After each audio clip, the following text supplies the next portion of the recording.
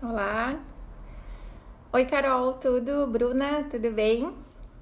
Estão ouvindo bem? Vocês podem me orientar se está ok, imagem e som?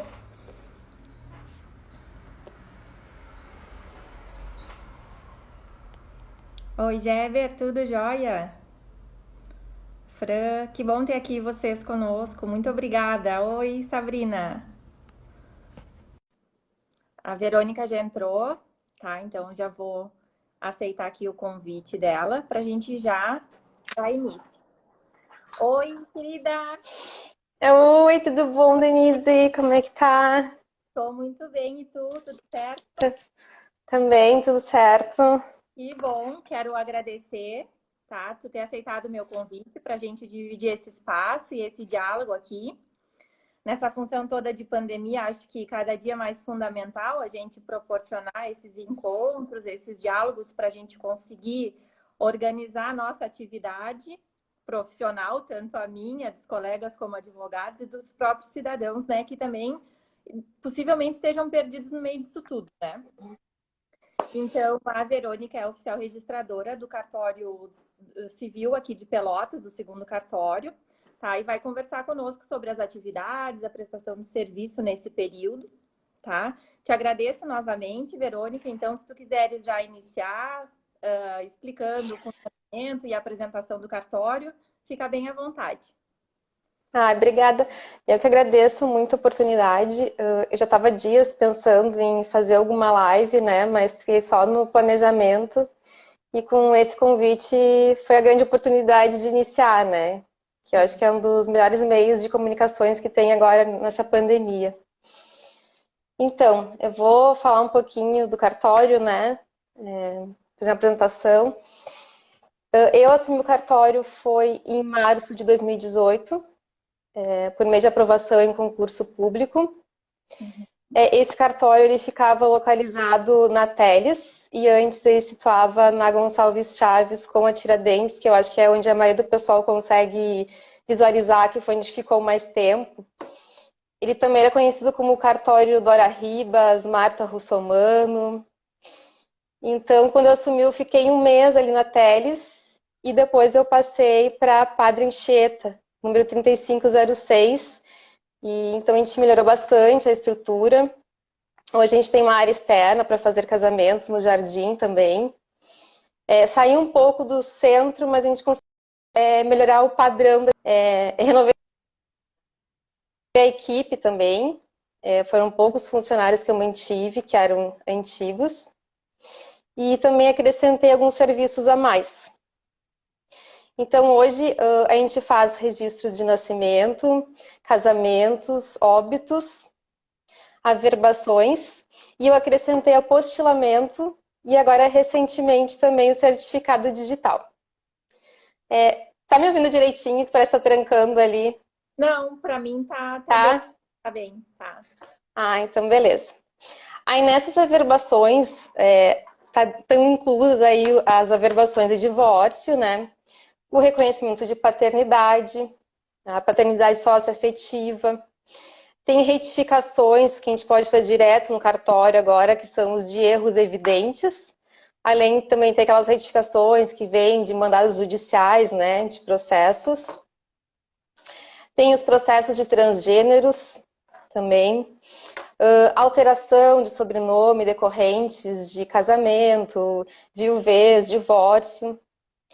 E teve agora no passado também uma alteração importante que vem com o provimento 82 de julho de 2019, que o filho menor de idade, registrado apenas com o nome de um dos genitores, como por exemplo, registrado só com o nome do pai, que era tão comum, pode o outro genitor solicitar agora o registro do seu sobrenome também, ou acrescentar o seu sobrenome, né? Por exemplo, acrescentar o sobrenome da mãe. E se esse menor for maior de 16 anos, tem que ter o consentimento dele. Eu acho que isso daí é importante, que pouca gente está sabendo. E tem muitos Uhum. interessados nisso. No meu caso, eu sou registrada só com o sobrenome do meu pai. Sim. Claro, agora maior de idade já teria que entrar com processo judicial, né? Porque essa previsão é para quem é menor de idade ainda. E como é que ocorre esse procedimento? É só ir diretamente no cartório? Isso, o interessado vai vir aqui no cartório, vai fazer um requerimento por escrito, solicitando, no caso, o acréscimo do sobrenome do outro genitor que não consta no registro de nascimento, né, do filho. É bem simples, daí o oficial vai analisar a viabilidade, que no caso agora é viável, né, e entregar uma certidão atualizada. Claro, isso tem um custo, né, Tá. também, E que mas documento, é super célere. tá? E que documento a pessoa precisa apresentar para isso, por exemplo? O requerimento por escrito é o documento do pai e da mãe, RG, CPF, e a certidão de nascimento do filho, né? Só que no caso, se for já o registro aqui no cartório, a gente consegue averiguar no próprio livro também, então não precisa certidão. Se for um registro de algum outro cartório, aí sim, né? Daí a gente vai juntar também a certidão para encaminhar para esse outro cartório, porque a gente tem encaminhado aí pelo um processo mais completinho, pelo e-protocolo. A gente pode caminhar para qualquer parte do Brasil também e podemos solicitar certidões também de qualquer parte do Brasil. Um outro serviço também, que no caso eu acrescentei, esses aí eu não acrescentei, tá? Esses são obrigatórios, previsão legal. Mas o que eu acrescentei, que tem poucos cartórios que fazem, aqui é o apostilamento. Então, desde o ano passado a gente está fazendo apostilamento. Desculpa, desde 2018 a gente está fazendo apostilamento. O que é o apostilamento? É a legalização do documento para ele poder ser aceito por autoridades estrangeiras. Ele é bastante utilizado nos processos de cidadania. Cidadania italiana, portuguesa, aqui em Pelotas tem bastante cidadania portuguesa, né? Também os estudantes que vão viajar para o exterior também fazem bastante apostilamento. Só que aqui do registro civil, os apostilamentos que a gente pode fazer são dos documentos emitidos pelo registro civil e das suas traduções. Assim também no tabelionato, ele vai poder fazer só os documentos referentes a tabelionato, cada um com sua competência. A não ser que seja uma cidade que apenas um dos cartórios faz, os outros não. Aí sim o cartório tem liberdade para fazer de todos os documentos. O que a gente pede também? A gente pede para que os tradutores cadastrem-se na CRC Nacional. Esse cadastro é feito aqui no cartório, em qualquer cartório do Brasil, mas ele permite a visibilidade nacional desses tradutores. E isso daí facilita no apostilamento. Então é bom para ambas as partes, né? Para o tradutor e para o registrador civil. E o outro serviço, então, que nós iniciamos agora recentemente, é a certificação digital. A certificação digital, estamos sendo pioneiros praticamente aqui no estado. Aqui no estado, acho que não sei se tem um cartório que oferece, eu acho que não. Talvez em Porto Alegre tenha algum. No Brasil, tem vários cartórios já que fazem serviço, principalmente em São Paulo. Bom, vocês como advogados sabem o que é o certificado digital, né? Que é tão importante no dia a dia de vocês, nos processos judiciais. Ele é uma assinatura digital, então, que assina documentos eletrônicos, consegue acessar sites seguros, consegue acessar o ECAC, né, que é o site da Receita Federal. Os médicos agora podem assinar receitas médicas, encaminhar de forma eletrônica para os seus clientes. Fantástico. Pelo certificado, a gente também acessa as centrais, né, dos cartórios. Então, tem várias funções. Então, para ficar, na verdade, o usuário vai ter que entrar num site, né, para poder fazer com nós, sem comprar o certificado através do site, que é o www.acbr.org.br. Aí, depois de ele comprar o certificado, ele vai escolher um local para validação. E ali vai ter a opção do nosso cartório para ele poder vir validar esse certificado. Então, a gente vai validar, vai entregar a mídia, se ele comprou a mídia, claro, que está ali. Mas ele também pode entrar em contato, a gente faz todo esse processo com ele, desde a compra até a finalização da emissão do certificado. A gente tem feito bastante para advogados ultimamente, que tem um convênio da UAB com a CertDesign, né, que é a CertDesign que a gente faz. Então, tem bastante advogados agendando com nós. E me diz uma coisa, Verônica, o que possibilita para nós, advogados, a gente sabe que processualmente qual é o funcionamento e a eficácia do certificado, mas tem alguma atividade ou algum serviço que a gente pode solicitar para o cartório através do certificado ou facilitar alguma consulta ou não? Nesse aspecto, não contempla. Com o certificado, não, olha, acho que não sei, talvez se no registro de imóvel venha para Claro, tem para encaminhar pelo e-protocolo do registro de imóveis, né? Que vocês podem encaminhar matrículas, que daí tem que assinar eletronicamente. No tabelionato também tem, mas para o registro civil, por enquanto, não tem nada ainda. Uhum. Perfeito. E Tem agora, as procurações eletrônicas, né, que são feitas também encaminhada pelos tabelionatos. Pode ser feito, por exemplo, a procuração eletrônica lá em São Paulo, encaminhar aqui para ser materializada aqui em Pelotas. Isso tudo depende do certificado digital também. e facilita muito também, né? Porque daí a gente consegue fazer esse serviço de casa. Porque eu acho que o nosso maior Isso. é conseguir É, facilitar documentações, encaminhamento, porque tem como fazer de forma presencial. E acho que também facilita muito a questão do custo. Porque daí também a gente indo fazer do escritório, de casa, também a gente onera muito menos os nossos assistidos também, né? isso, tudo que puder ser encaminhado de forma eletrônica hoje. Esses dias estava a corregedoria fazendo inspeção aqui, né? Aí eu questionei eles, e aí, quando é que a gente vai começar a fazer esses registros de forma eletrônica, pedir para as partes assinarem o certificado digital? Aí eles brincaram até, olha, quando todos os livros estiverem no sistema, daí sim. Mas vai demorar um pouco, porque tipo, a gente tem livro desde 1925. Tem cartórios que tem livros lá de 1800, então vai demorar um pouquinho até colocar tudo no sistema. Sim, sim. Mas uma hora sim, uma hora a gente vai fazer casamento e vamos assinar com certificados digitais. E nisso também acho que implica muito a questão de que a acessibilidade virtual, ela também não é uma realidade para boa parte da população, né? Então, a questão de ter o certificado, de muitas vezes ter acesso à própria internet, assim, a gente verifica essa dificuldade. Para a gente que já atua com isso e trabalhamos, né, tranquilamente, temos acesso a essas ferramentas, ok. Mas eu entendo que ainda quando tudo estiver digitalizado, a gente também vai ter esse embate, que daí é mais uma questão social mesmo, de desigualdade, de acessibilidade a esse sistema, né? A gente vai ter que encontrar um meio de talvez cadastrar a pessoa quando chegar aqui no cartório, criar uma assinatura digital na hora para ela poder assinar, né? Quem não tiver. Então tem bastante estudos técnicos, a parte de informática para conseguir evoluir isso, né? Mas um dia a gente chega lá. Exatamente, esperamos que sim. E agora, nesse período de pandemia, vocês tiveram alguns serviços implementados, que é a questão que tu referiu do CRVL, é isso? E mais o certificado digital. Mas como está funcionando tudo isso agora, neste período de pandemia? As atividades permanecem de forma integral ou elas foram suspensas? Então, na pandemia nós tivemos diversos provimentos editados pelo Conselho Nacional de Justiça e pela Corregedoria do Estado, né? Só esclarecer, quem regulamenta, fiscaliza os cartórios, no caso, é o CNJ, que é o Conselho Nacional de Justiça, a Corregedoria Geral dos Estados, né? E a direção do foro. Então, eles editaram vários provimentos, decorrer o tempo. Primeiro, terminaram o fechamento total das serventias, com exceção, no caso, dos registros de óbitos de nascimento, né, que seguiu-se, então, o sistema de plantão. Também excepcionaram os serviços das centrais e registros, que são os casos em que se pode solicitar certidões de forma eletrônica. Depois eu vou explicar mais adiante, que eu acho que poucas pessoas sabem como é que funciona isso.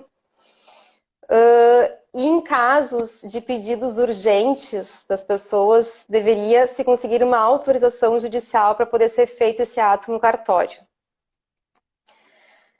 Depois, o CNJ e o TJ viram que estava inviável o fechamento total, né? Então, regulamentaram o funcionamento de plantão dos registros de imóveis, de no mínimo 2 e no máximo 4 horas. E em 1º de abril, então, o CNJ declarou que os cartórios prestam serviços essenciais e deveriam manter a continuidade do serviço e o funcionamento obrigatório de todos os serviços. Então, aí passou-se a não mais sinalizar a urgência dos serviços, né? Então, todos os cartórios retomaram os seus serviços, mas aí estabeleceu um horário limite, né? Que foi com o provimento 17 CNJ, que limitou, então, o horário das 10 às 16. Então, o cartório tem que prestar, no mínimo, um horário de atendimento de 2 horas e, no máximo, 6 horas. Quase todos estão no horário máximo, né, até por causa da demanda, para não acumular clientes no local. Determinou também a restrição do número de funcionários no cartório. Podem ficar só apenas 50%. Deve haver uma distância mínima dos clientes. Tem que ser colocado apenas um cliente por funcionário. Também teve, nesse período, uma suspensão dos prazos, né, que depois voltaram a correr também. Teve o provimento 97, que autorizou a intimação eletrônica nos tabelionatos de protesto. E todos esses provimentos, eles sempre vieram com a previsão de que devem se observar as determinações de higiene e segurança de... Ai, eu fugi a palavra agora. Da saúde local. Determinações e decretos municipais, seria isso? Isso, decretos municipais determinam suas observâncias de álcool gel, distância. Então, todos esses vieram com essas observações, sabe? Então, a gente está trabalhando desse jeito, com restrição de funcionários, 50%, limite de pessoal que entra. Tem pessoas que a gente deixa entrar aqui, tipo, no máximo 2. Atende umas pela janela, porque no cartório tem a janela, então dá para dar uma amenizada, né? Pede para guardar lá fora. E assim a gente tem indo. O que eu queria comentar é com relação às centrais de registros, que poucas pessoas conhecem, e que podem solicitar certidões por ali sem precisar sair de casa, tá? No registro de imóveis tem a CRI, que pode ser acessada através do site, que é a cri-rs.com.br. Então, através dali, a pessoa pode solicitar certidões do registro de imóveis. De protesto, tem protestosrs.com.br, tá? Do registro de títulos e documentos de pessoas jurídicas, tem o www.rtdbrasil.org.br. E do registro civil das pessoas naturais, nós temos a CRC, que daí é crccidadão.com.br. Através desses sites conseguem fazer buscas dos registros também de nascimento, casamento. Muitos ligam, né, pro cartório, quero saber onde é que foi registrado fulano, tá? Tu pode entrar nesse site e pesquisar. Talvez se o registro for muito antigo, tu não consiga obter o resultado ali, porque os cartórios estão carregando o sistema, né? Uhum. Então, dos registros mais antigos, tem que procurar daí no do registro mesmo, tem que ser feita uma busca nos próprios livros mesmos, mas os registros, por exemplo, sei lá, de 1960 para cá, eu acho que já consegue sim localizar no sistema. O Marcelo está colocando que muitas vezes não se consegue a certidão pelo CRI. Eu acho que talvez Tá, que pena. questão, talvez, não sei, de implementação do próprio sistema e que eu acredito que essa migração desse sistema físico para o eletrônico também demande um tempo. Talvez seja similar aos processos físicos que a gente vai transformar em eletrônico em algum momento, de acordo com a possibilidade, porque a demanda acredito que seja alta também. Como tu referiu, vocês têm Eu acho que 1950, imagina. Então, quantos anos teria para digitalizar e informatizar todas essas informações para poder disponibilizar? eu não sei como é que funciona essa central de registro de imóveis, na verdade, né? Porque, por exemplo, aqui na CRC do Registro Civil das Pessoas Naturais, a pessoa solicita a certidão, por mais que ela não consiga fazer a busca lá, mas ela sabe que o registro, sei lá, do avô dela tá no cartório aqui de Pelotas, ela solicita para nós. Então, a gente vai fazer a busca no livro e vai encaminhar essa certidão para ela. Uhum. Ela vai escolher, eu quero retirar a certidão do cartório, eu quero que me envie a certidão pelo correio. Então, a gente vai fazer o que ela pediu no caso. Já do registro de imóveis, eu não sei se é o mesmo esquema ou não, eu não cheguei a utilizar esse serviço, também não conversei com nenhum colega a respeito. Então, daqui a pouco eu posso ver com eles qual que é o problema que tem acontecido e dar um retorno também sobre isso. Uhum. E, por exemplo, os próprios colegas conseguem fazer essa solicitação via virtual? E de que forma isso ocorreria? Oi, peraí, não entendi. Deu uma falhadinha. Essas solicitações, os advogados também podem requerer de forma virtual, né? Mesmo sendo dentro da própria Pode. notas. E qual seria o mecanismo, o custo para fazer esse requerimento? Na verdade, é o custo da certidão e do envio pelo correio, né? Uhum. Tu tem vários métodos para te pedir, por exemplo, a certidão para o registro civil. O cliente pode solicitar de casa por essa central, né, esse site, cscidadão.com.br. Pode solicitar pelo nosso e-mail, ele vai dizer se quer retirar, que aqui encaminhe pelo correio, e ele também pode ir num cartório mais próximo da casa dele. Uhum. Por exemplo, a pessoa aqui de Pelotas quer pedir uma certidão lá de Santa Catarina. Tá? Ela pode vir aqui no cartório e a gente vai solicitar pela central para ela. Essa certidão solicitada pela central, ela tem um custo que cobre o custo desse cartório e do outro cartório que vai fazer a certidão, tá? E daí vai enviar essa certidão pelo sistema para nós e nós vamos materializar e entregar aqui para a pessoa. Se a pessoa pedir direto lá para Santa Catarina, vai ter o custo da certidão de lá e mais o envio do correio. Às vezes dá o mesmo custo, sabe? Então daqui a pouco é mais prático ir no cartório aqui, a gente solicita, é mais tranquilo. Dessa central também tem que ver qual que vai somar certidão, estado, mas tem que dar uma pesquisada, ver qual que é o melhor caminho a ser feito, assim.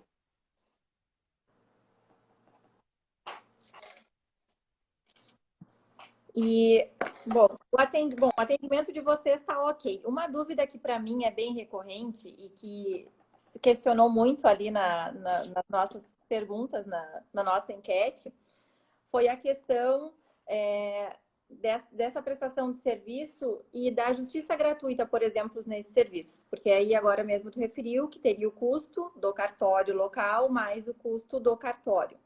A assistência judiciária não atingiria, então, esses atos. Ou ela só pode ser feita diante de uma Aí tem um problema.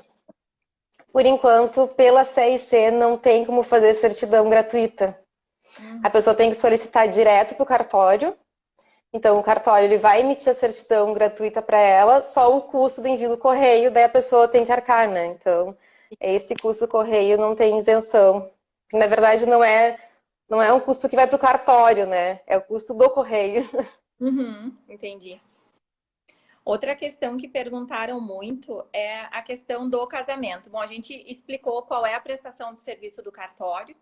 E aí depois eu acho que a gente pode fazer um documento e disponibilizar e-mails, essas formas de contato, de acesso para o cidadão e para os colegas. Aí a gente faz isso de uma forma escrita também, eu acho que são informações fundamentais e que eu acho que talvez alguns colegas desconheçam e os próprios cidadãos também. Então a gente depois disponibiliza isso, acho que de forma escrita, se tu concordares. E a questão Claro. dos casamentos estão ocorrendo, como funciona esse agendamento e a formalização do ato, encaminhamento das documentações, quais são os passos que o cidadão deve tomar, documentos a apresentar para poder encaminhar e formalizar isso. E como está funcionando isso nesse momento que a gente está supostamente boa parte das atividades suspensas e inclusive com o isolamento social. Uhum. Então, os casamentos que eram de março e abril, nós acabamos suspendendo, né? Por conta do provimento inicial que tinha suspendido os prazos, e suspendidos os prazos não conto o edital de proclamas. Então, nós suspendemos esses casamentos e reagendamos para fazermos agora neste mês. Então, desde que saiu o provimento CNJ, prevendo que o cartório presta serviço essencial, a gente retomou, então, as habilitações de casamentos e marcamos a questão dos suspensos para este mês. Como é que é feito esse agendamento, essa habilitação, tá? A pessoa tem que vir para o cartório pelo menos 25 dias antes, no máximo 90, para fazer a habilitação, porque tem o prazo do edital, né, que é de 15 dias. A gente pede 25 para dar um prazo ali razoável para o cartório poder se organizar também, né? Uhum.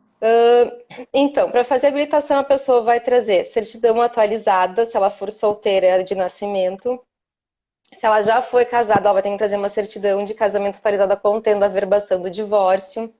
Ou se foi viúva, tem que ter uma certidão atualizada de casamento contendo a anotação do óbito e uma certidão de óbito. Tem que trazer cópia do RG, do CPF. Tem que trazer, se optarem por algum regime diverso ao da comunhão parcial de bens, vão ter que também trazer o pacto antinupcial, que é feito no tabeliato de notas. Uhum. Na habilitação devem comparecer também 2 testemunhas maiores de 18 anos capazes, que vão, no caso, declarar que esses noivos não possuem impedimentos. Essas 2 testemunhas, elas podem vir aqui e assinar essa declaração na presença, então, de um escrevente, ou então o noivo pode trazer essa declaração assinada com firma reconhecida no tabelionato, né? Na prática, é melhor trazer e assinar aqui, né? Também os nomeados, na oportunidade em for habilitar, vão optar se vão alterar o nome de solteiro deles, né? Se vão acrescentar o sobrenome do outro no bente ou não. Vão ter que trazer também os dados dos pais, tá? Eles vão ter que informar o nome completo, data de nascimento, profissão, endereço, ou, se falecido, a data do óbito. Uhum. Daí a gente vai fazer esse procedimento aqui no cartório, demora mais ou menos assim uma meia hora, tá? Porque a pessoa vai vir, a gente vai ter que redigir o requerimento, dar para os nubentes assinarem. E então eles vão marcar a data. A data a gente vai ver, vai verificar na agenda quais são as datas disponíveis. Eles podem marcar o casamento aqui no cartório, podem marcar o casamento a domicílio, no local da festa. Claro que agora não vai ter festa, mas podem marcar a domicílio. E como é que a gente está fazendo esses casamentos agora, tá? A gente está orientando os noivos a usarem máscaras, tá? Manter uma distância mínima de 2 metros na celebração.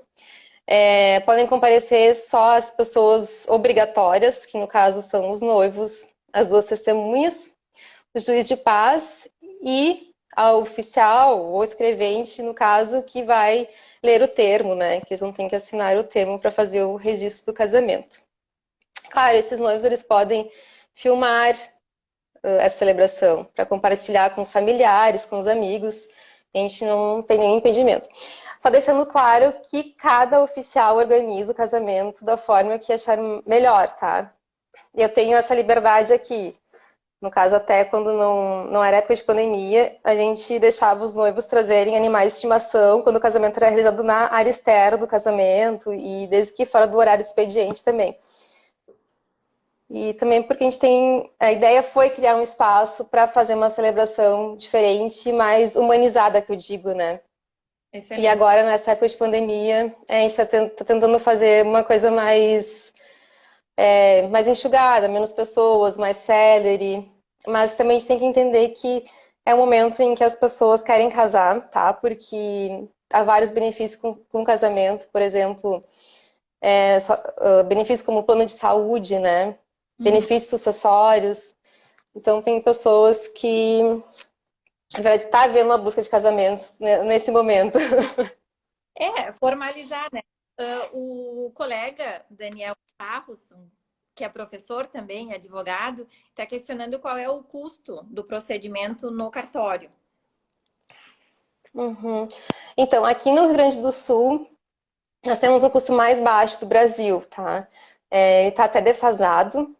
Estava conversando com a corregedoria porque teve até uma diminuição do valor, porque a gente está com um procedimento a menos, a gente não encaminha mais a habilitação para o Ministério Público, então uma diligência a menos cobrada, Uhum. tá? Aqui em Pelotas, o casamento está em média R$ 171,90, tá? Tá muito barato. Só que assim, ó, aproveitem que é esse ano esse valor, porque provavelmente ano que vem vai aumentar, porque tá super defasado. Se tu for casar, Paraná é R$ 500, lá pra cima é R$ 700, sabe? E então aproveitem esse ano.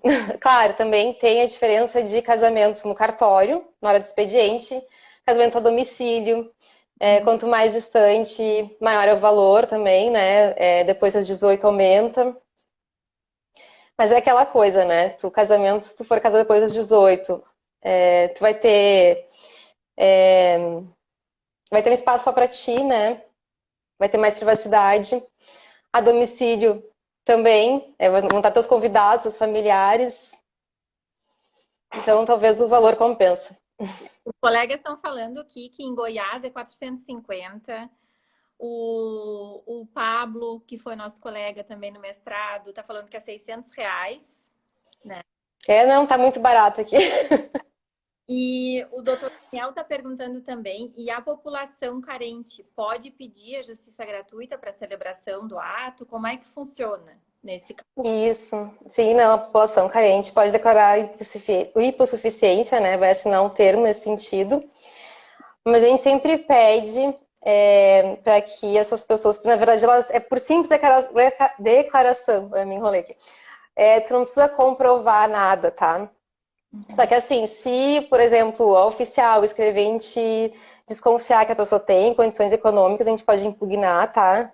Esse pedido de carência e encaminhar para o Ministério Público para averiguação. Já aconteceu isso aqui, tá? Já teve casal que a gente sabia que eram, por conhecimento da comunidade, que tinham condições financeiras de pagar, e a gente viu nas redes sociais, sabe, que viajaram para o exterior e tal, e a gente pediu daí que o MP adotasse providências. Então, a gente pede que as pessoas tenham consciência nesse sentido. E algumas outras comarcas a gente verificou que estavam fazendo o casamento de forma virtual também, né? Então, não sei se aqui vocês adotaram esse procedimento, se é viável e o que tu percebe, assim, que seria adequado nesse momento? Ou tu acha que o mais interessante é a manutenção de fazer no local mesmo, de forma presencial? Então, na verdade, a gente precisa da assinatura dos noivos das testemunhas. Então, complica fazer um casamento virtual. Eu vi que em outros estados, Minas Gerais, eu acho, autorizaram fazer de forma virtual. Aqui no Rio Grande do Sul, a gente não teve autorização da corregedoria nesse sentido. Uhum. E, pelo contrário, eu até teve provimento tentando fazer os registros de nascimento através de encaminhamento dos documentos pelo hospital para nós, para a gente adiantar esse registro, emitir a certidão para o pai e depois pagar a assinatura. Mas também se percebeu que isso é meio inviável, tá? Porque, na verdade, para ser feito o registro, a gente precisa da assinatura de próprio punho ainda. Se pudesse ser com certificado digital, né? Mas, por enquanto, aqui no Rio Grande do Sul, não. Então, a gente está num procedimento ainda antigo. Uhum. E de forma presencial. Isso. Perguntou também se nesse momento, em virtude da pandemia, a maior incidência de casamentos ou divórcios. É uma colega advogada também, a Bruna, que é advogada em Porto Alegre. E eu não sei qual a maior incidência para vocês aí. Pois é, eu não cheguei a fazer um levantamento, né, para ver pela CRC o que tem ocorrido mais. Que eu vejo aqui no cartório aconteceu assim, ó, a gente suspendeu os casamentos, tá? Então as pessoas ligavam, a gente dizia, não, a gente não tá fazendo casamento agora, não tem como, tem que aguardar. E divórcio a gente prosseguiu fazendo, porque são decisões judiciais que chegam, as pessoas trazem, tem urgência, precisam praticar outros atos depois, com um documento, né, com a certidão atualizada do casamento contendo a averbação do divórcio. Mas eu não vi, assim, um aumento nesse período, sabe? Não percebi, assim, não percebi demandas. A gente teve, tipo, hoje aqui no cartório, teve bastante busca de casamento. Então as pessoas estão procurando os casamentos, mas divórcio tá normal. Pelo menos aqui tá normal. E os processos judiciais, embora estivessem com os prazos suspensos, os juízes seguiram trabalhando, seguiu funcionando. A gente teve muita averbação de divórcio.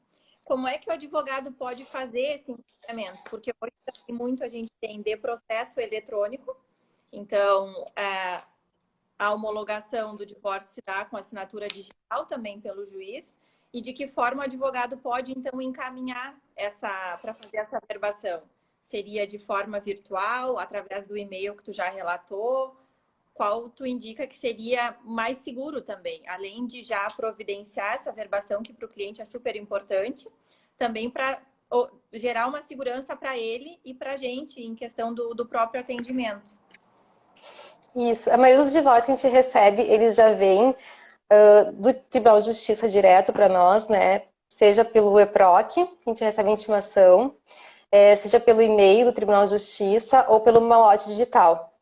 Mas o advogado também, tem os advogados que trazem aqui no balcão, que nem a gente diz, e tem os que encaminham por e-mail.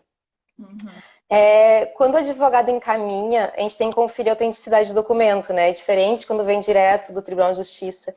Então a gente pede que, nesse caso, eles cuidem para que seja bem legível aquele número verificador da autenticidade. Tem vários que trazem aqui, tá apagadinho, e daí a gente pede, não, vai ter que trazer um que conste legível, e daí ficam meio insatisfeitos, né? Ah, não, sou advogado, tô trazendo, tem que confiar, mas a gente tem que verificar, não adianta. Ou a gente pede, tanto pede para o fórum que nos encaminhe por e-mail, porque daí a gente sabe que são eles que estão encaminhando e que têm autenticidade. Também nos casos de retificações, tá? Que tem que ser feitas assinaturas de próprio punho, a gente pede para encaminharem daí pelo correio com a firma reconhecida, ou então que vem no balcão do cartório assinar a nossa presença, tá? A gente não aceita simplesmente assinado, encaminhado pelo correio, tá? São orientações da corregedoria nesse caso, tá? Porque a gente tem que ter uma confirmação e foi a própria pessoa que assinou também. Uhum. Então, nesse período, a gente está recebendo por todos os meios que a gente recebia antes, né? Mas, claro, tentar encaminhar sempre de forma eletrônica, né? Pelo e-mail do cartório. Aqui do cartório é cartóricivilpelotas@gmail.com, tá? Ou então pedir para alguém do fórum encaminhar pelo malote, pelo e-mail do TJ. Perfeito. E outra dúvida é que a gente tem a possibilidade, estabelece, já tem súmula do STJ, no sentido de que a averbação do divórcio pode ser feita antes da partilha. Em alguns casos, em outros não. Qual é o critério utilizado pelo cartório para fazer essa averbação e qual é o critério e porquê da negativa em alguns casos? Na verdade, a averbação do divórcio sem a partilha a gente tem feito, tá? O que a gente tem exigido aqui, na verdade, a gente tem batido a tecla no trânsito em julgado. Uhum. Tá? Porque a gente tem que ter uma decisão definitiva para poder escrever, poder averbar aquele divórcio no livro. Eu não posso estar com uma simples decisão, tá? Tem que ter uma decisão definitiva, e isso está previsto lá na Lei 6.015 e na Consolidação Normativa. Só que a gente entende também que o processo se prolonga, tá? Porque as partes ficam discutindo a partilha de bens. O que a gente tem feito, então? A gente tem aceitado as averbações de divórcio em que conste na sentença, na ata da audiência, o que mais tem vindo para nós são atas de audiência, né, que tem força de mandado, que conste que as partes abriram mão, dispensaram o prazo recursal. Tá? Então, ali a gente já sabe que houve, na verdade, um trânsito em julgado parcial, que transitou, ou pelo menos, quanto ao divórcio, e que vai prosseguir o processo com relação à partilha de bens. Uhum. Daí a gente vai colocar lá na averbação que as partes divorciaram, tal data, dispensaram o prazo recursal e segue-se o processo com relação à partilha. Claro, se esse casal quiser casar de novo, vai ter que observar o regime da separação obrigatória, né? Porque é uma causa suspensiva de casamento. A não ser que eles nos tragam uma autorização judicial de que aquela não partilha não vai causar prejuízo aos herdeiros ou ao ex-cônjuge, no caso, né? Então, tem esses cuidados. Então, na verdade, é até bom para nós atentarmos nessa questão. Quando tiver essa averbação, tiver na audiência já homologada pelo judiciário, pelo juiz, que ele já deu trânsito em relação a essa decisão. Isso, eu já consiga promover a averbação. Na verdade, no início, quando eu assumi aqui, eu fui de cartório em cartório ali no fórum e expliquei assim, ó, vocês têm que colocar que as partes pensaram no prazo recursal ou que transitou com relação ao divórcio, pelo menos eu não consigo averbar isso daqui, eu falo para eles, eu, tipo, recebi, não, você tem que ir lá pedir para eles fazerem, tá? Falei, coloque no modelo data audiência vocês, sabe?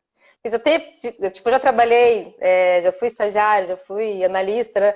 Então, já sei, fica um modelinho pronto lá, eles vão escrevendo as alterações que tem, né? Para não deixe no modelo pronto, então, ajudem, colaborem para a eficiência do serviço. Claro, tem advogados que chegam aqui e daí eles querem que a gente faça a verbação, tá? Mesmo não constando que as partes pensaram para as recursar. Não, eu preciso, porque eu preciso para comprar tal imóvel, sei lá o quê. daí a gente fala assim, ó, eu posso até averbar, tá? Só que tu tem que ficar ciente que tu vai ter que trazer a decisão final pra gente fazer uma nova averbação e vai ter um novo custo. Porque, na verdade, a gente vai fazer uma averbação retificatória dessa averbação. Porque ela vai ser, na verdade, uma averbação provisória, né? Uhum. Então, nesse caso, quando a gente fala isso, acabam daí não querendo. Porque tem um custo a mais, né? Uhum. Mas é assim.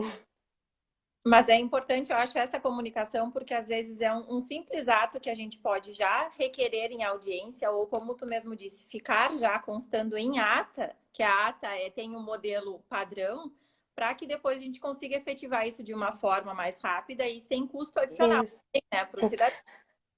Outra coisa que é importante também para constar em ata, eu também pedi quando eu fui no cartório isso, é como é que vai ficar o nome. Normalmente é da cônjuge, né? Da esposa, que tinha adotado o nome do cônjuge. Então também a gente tem que ter como é que vai ficar o nome após o divórcio. Uhum, perfeito. Outra questão que nos trouxeram foi a seguinte: eu posso fazer o reconhecimento da união estável no registro civil?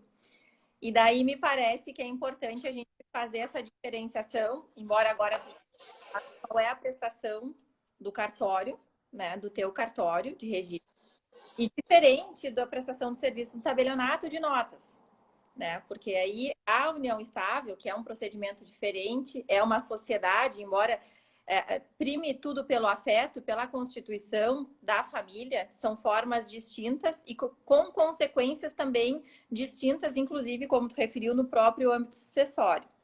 Então, acho que a gente pode, de repente, se tu quiseres falar um pouquinho sobre essa diferenciação, tá? Porque tu já falou da questão própria da formalidade para o casamento, né? E para a união estável, a gente não tem essas formalidades todas, a gente vai direto Uhum. no testemunha e vai fazer uma escritura pública. Então, a questão de Uhum. também ela é muito diferente da do casamento, que tem a questão dos proclamas também, que como tu mesmo já referiu. Então, são procedimentos distintos, feitos em tabelionatos, em cartórios distintos também. Isso é importante as pessoas entenderem, porque tu quer casar, é no registro civil. Se tu vai fazer a constituição de união estável, é através de uma escritura pública, e aí faz no tabelionato de notas. Isso.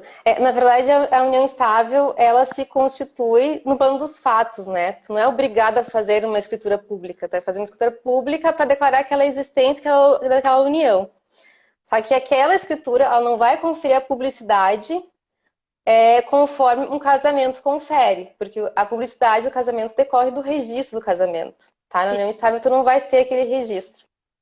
Então, a gente diz que há uma diferença da união estável e do casamento, que é no ato formal, que tu mencionaste agora, né? Que um é perante o juiz de paz, perante testemunhas, vai ser feito o registro no livro B, tá? Do registro civil. E o outro vai ser feito se os companheiros optarem por uma escritura pública ou não vão fazer nada, né? Vão simplesmente morar juntos. E também nós temos a diferença de efeitos dos dois, né? Então, o casamento, com a publicidade que ele possui, ele vai sempre ser oponível a terceiros. Ninguém vai poder alegar que desconhece aquele casamento, tá? Já a união estável, não, tá? Ela não é oponível a terceiros. A pessoa vai ter que dizer para o outro que possui uma união estável. Quando for fazer um contrato, vai ter que declarar, eu tenho união estável com tal pessoa, e daí vai mencionar tal pessoa. A não ser que esse terceiro já saiba dessa condição de união estável. Tá? Também ainda, outra diferença é que no casamento nós temos uma presunção de paternidade prevista na lei, tá? Por exemplo, tá a esposa grávida, e vem o pai a falecer depois de casar, tem decorrido 180 dias. A lei presume que aquele esposo dela é o pai da criança, tá? Já na união estável não tem essa previsão legal, tá? Para então ser reconhecida a paternidade, tem que se entrar com um processo judicial. Uhum. A não ser que haja um acordo familiar também que reconheça, mas também vai demandar uma demanda judicial, né? Vai ser mais complicado. Outro efeito é com relação também a herança, né, que tu mencionou, que se, no caso, a família não reconhecer aquela união estável, vai demandar um processo judicial para ser reconhecida a companheira. Já no casamento, não. Já é herdeira desde logo. E mais a questão, né, Verônica, E, que nem todo mundo faz essa escritura pública. Então, qual é o maior problema na união estável? É a gente estabelecer quando aquele namoro passou a ser constituído uma união estável. E porque o sim, mas passaria e mesmo existindo a escritura pública, podem os filhos contestar a escritura pública. exatamente Porque ela tem prova relativa, ela não é absoluta. o É STJ. diferente de um casamento que está registrado e tem a publicidade toda, né? Exatamente. O STJ, inclusive, eu analisei alguns julgados antes da nossa live, e exatamente é nesse sentido de invalidar muitas vezes a escritura por, por uma suposta fraude ou uma coação, ou porque os herdeiros não reconhecem aquela união de fato como existente e passível, então, de direitos. Tem até doutrinadores que eu vi que orientam, no caso, se fazer uma união estável por escritura, fazer também um testamento já, para garantir a herança da companheira, mesmo que os herdeiros venham a contestar, então ela vai ter os bens dela através do testamento, né? Embora essa constituição da união estável, deixar de forma igualitária como a constituição de família, a gente percebe que a gente veio de um direito onde se primava pela questão do patrimônio, o casamento tinha o viés patrimonial, então proteger o meu patrimônio com esta pessoa. Então, qualquer outra relação que não fosse o casamento era tida como inválida ou inexistente ou indecorosa. Então, a gente substituiu esse viés patrimonial pelo viés afetivo. Só que, contudo, a gente percebe ainda na prática, no nosso dia a dia e dentro do judiciário, esses grandes embates e esse prejuízo que tem esse convivente quando o consorte vem a falecer. Então, no Uhum. mundo das leis, está tudo ok, está tudo muito igualitário, está tudo certo, mas faticamente a gente enfrenta muitos problemas ainda na hora de efetivar o direito desse companheiro. Eu estou lendo ali um questionamento do Pablo, que ele colocou, perguntou se na certidão de óbito pode constar a união estável, ainda que não formalizada anteriormente. Sim, aqui a gente aceita, na verdade, a simples declaração de quem vai fazer o registro do óbito, tá? O declarante, a gente dá um formulário ali para preencher e aí a gente pergunta se o falecido tinha alguma companheira e por quanto tempo. Então ele vai colocar e isso dali basta, tá? Com isso dali a gente já coloca na certidão de óbito. Se for inverídica a informação, aí depois vai caber um procedimento de retificação, tá? Daí a pessoa vai ter que provar também que aquela alegação é falsa, mas por enquanto é uma simples declaração, até porque, na verdade, aquela informação que consta no óbito, ela é meramente informativa, tá? Ela não quer que seja prova plena, irrefutável, não. Aquela é apenas uma informação, tá? Muitas pessoas acham que o que está ali realmente, como é que eu vou te dizer, que é incontestável, que a pessoa apresentou própria por aquelas declarações. Não, ali é só meramente informativo. Porque pode ser retificada também depois da certidão de óbito, então eu entendo que não seria, e seria bem discutido, eu acho, até pela questão dos herdeiros, fazer esse reconhecimento da união a partir somente da declaração ali na união estável, né? Na escritura. Na certidão de óbito, na verdade. Na verdade, até tem uma certa discussão com relação aos registradores. Tem alguns que exigem a prova da união estável, tá? Mas no geral, não exigem porque é uma mera informação aquilo, sabe? Não quer dizer que aquilo realmente é de fato. Então, eu até achei estranho, na verdade, porque como é uma mera informação que consta naquelas observações, eu vejo que tem muito tabelião que pede para retificar quando consta que declarou que não tem testamento, tá? Ou sei lá, num processo judicial também. Só que daí, tipo, tá, para mim é bom, eu vou retificar, eu vou ganhar em cima da retificação. Mas se é uma mera informação, sabe? Não faz prova. A pessoa teria que provar com testamento, com algum outro documento, sabe? Mas enfim.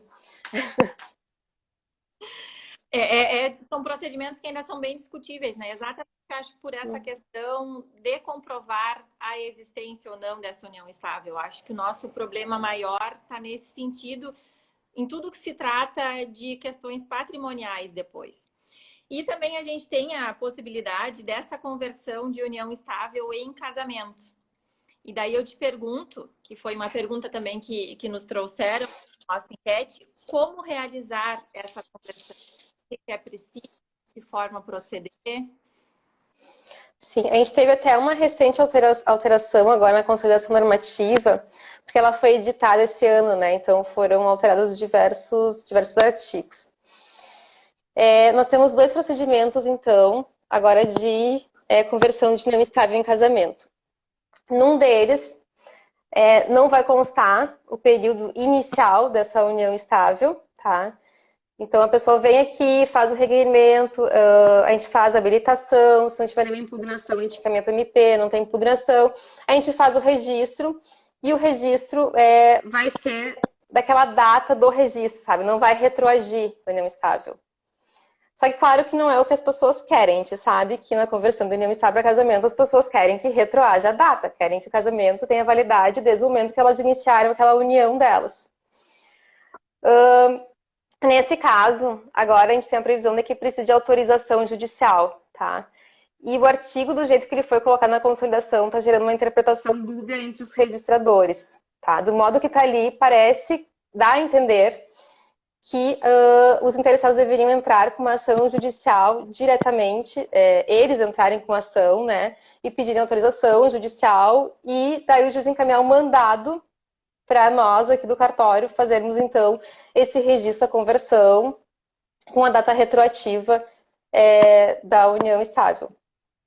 Só que eu conversando com a corregedoria esses dias, e no meu entendimento, eu acho que a gente não pode retroagir, tá? Porque antes a gente já colocava a data inicial da união estável, encaminhando o processo, nós, o cartório, encaminhando o processo para o juiz. Então, ele autorizava, a gente fazia esse processo. Então, conversando com eles, eles entendem, não, continua do mesmo jeito que nem era antes. Vocês vão habilitar, né, se não tiver impugnação, encaminhar para o MP, se impugnação, encaminhar para o juiz, constando claramente pedidos nubentes de que querem que tenha aquela data retroativa, tá? E daí, com a homologação do juiz, se faz o registro no cartório. Então, aqui, quando os casais vierem, a gente vai proceder dessa forma, tá? A gente vai receber, fazer a habilitação, encaminhar para o MP, depois para o juiz com o pedido da data retroativa e então colocar que o casamento iniciou na data de início da união estável, tá? Mas pode acontecer que a pessoa vá em outro cartório e eles encaminhem diretamente para o juiz para entrar com processo direto, né, para o juiz. E aí a questão do regime de bens, porque no casamento a gente tem a questão do pacto e na união estável a gente não tem essa obrigatoriedade, né? Então, como funciona essa questão do regime de bens? Porque... na verdade, a gente vai seguir o regime de bens que optaram no pacto. Na união estável. Que optaram na união estável, isso, Nessa conversão a gente não vai alterar esse regime de bens daí. Se for esse caso, alterar o regime de bens, também teria que haver uma autorização judicial, né? Então, talvez, já nesse pedido, que tem a data retroativa, talvez pudesse encaminhar, né? Mas tem que ter um pacto antinupcial nesse sentido. Daí também, só que... não, porque não pode retroagir. Agora eu lembrei. Não, porque, na verdade, tu vai estar... Se tu alterar o regime de bens, depois, tu vai estar criando uma burla à lei, né? E então, tu vai retroagir para trás, não pode. Então, vai ter que observar o regime de bens que teve na União, não tem como alterar mesmo. Não, e especialmente o STJ já decidiu, e entendo que é um posicionamento adequado, que para fazer essa modificação do regime de bens, para um regime de bens prejudicial, teria que então haver uma partilha. Isso o STJ entende e se manifesta tanto para a união estável. Então, teoricamente, seria fazer a partilha daquele patrimônio, ou então, dependendo se querem essa modificação, seria, acho, mais fácil, inclusive, fazer uma habilitação para o casamento, porque daí... acho que é mais fácil a habilitação, porque, na verdade, a partilha de bens não tem como retroagir daí, né? Para modificar o passado, tu vai estar fazendo uma burla à legislação, no caso. É inviável. Especialmente se tem ali uma comunhão parcial e a gente quer para separação total, né? Ou seja, a gente tem que comprovar que vai ter a partilha até aquele momento e que aquele bens não vai trazer um prejuízo também para aquele cônjuge, por exemplo. Então, Ou, acho por que exemplo, tu deveria. estava num regime de comunhão parcial de bens, né? Que é o regime legal.